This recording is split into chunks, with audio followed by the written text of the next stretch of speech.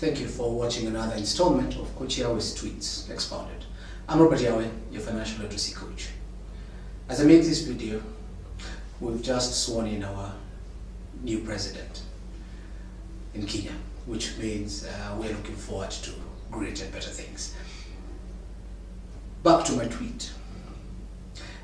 In today's tweet, what I'm looking at is a statement that says that as a young business, intent on growth, you have no choice but to be resourceful with what you have in finding solutions. This does not only apply to the small business, it today applies to the huge business as well, but also to you and me as individuals.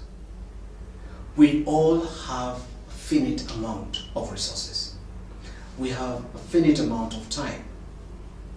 So how do we use these limited resources, limited time, to make sure that we can resolve some of the issues we have?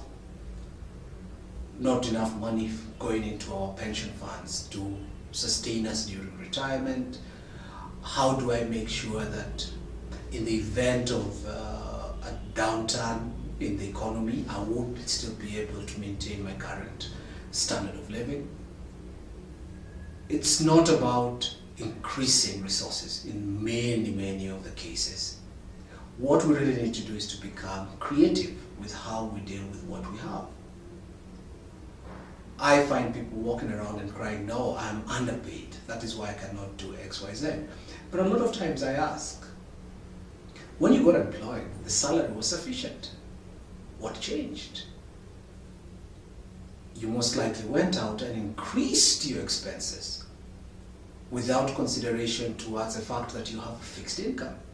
And then you assume that your employer now becomes responsible for increasing your income to stay in line with your exponentially increasing expenses.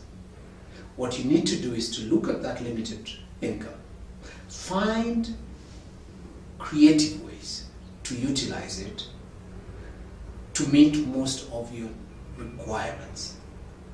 And then every penny that you save needs to be put away. Unfortunately, with many of us, is you save on one item, then you spend more on another, which therefore means that there is no effective saving.